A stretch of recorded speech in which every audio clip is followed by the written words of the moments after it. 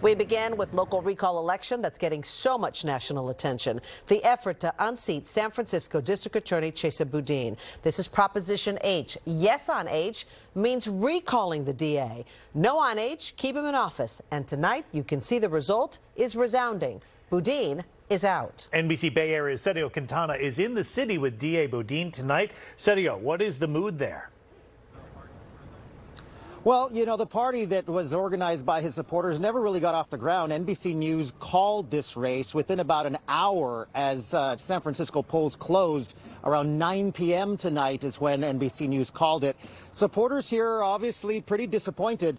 They had hoped that Boudin, the former public defender turned chief prosecutor, would survive this recall election. His 18 months in office were dominated by the pandemic and the outbreak of widespread property crimes, including a rash of mass retail break-ins and assaults on several members of the AAPI community. Many of those victims complained that Boudin declined to pursue hate crime charges in those assaults.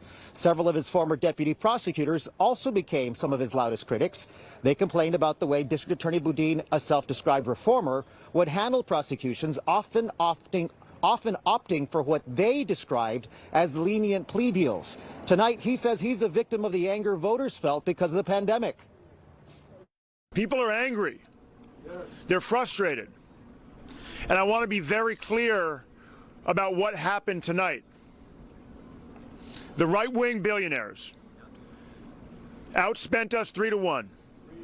They exploited an environment in which people are appropriately upset. And they created an electoral dynamic where we were literally shadowboxing. Now, District Attorney Chesa Boudin did not answer any questions from reporters while he was here, including if he plans to run for office again. Now, his removal means that now Mayor London Breed is going to be appointing someone to the district attorney's office for the second time in her tenure. She appointed someone to replace George Gascon's predecessor when he moved to Los Angeles.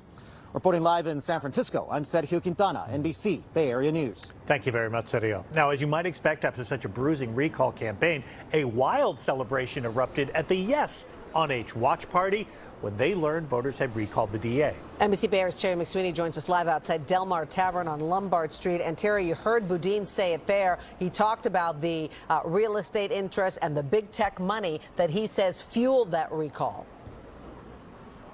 Yeah, we didn't hear any of that here because these people are saying this was a street-level operation that began a year ago, culminating tonight here at the Del Mar Tavern on Lombard Street, as you said. They came here, they'd seen the polls. They knew they were supposed to win, and they felt confident.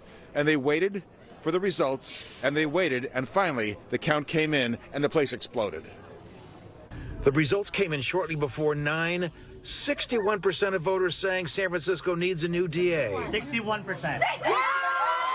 People hugging, high-fiving. San Francisco can now move forward with new leadership that will chart a better and safer path for our city. With the nation watching, Chesa Boudin, who's only held office a little more than 2 years, but who was blamed for a lax justice system, easy on violent criminals, is on his way out. The next DA is up to Mayor Breed. You know, I trust the mayor to make a good decision. I know people have been talking to her. I don't know who they are. I personally don't have an opinion. What I would compare this to is if you're watching your favorite sports team and they win on the last play of the game. It was that electric here tonight. But of course, the people here will tell you there was far much more on the line here. Live in San Francisco, Terry McSweeney, NBC Bay Area News.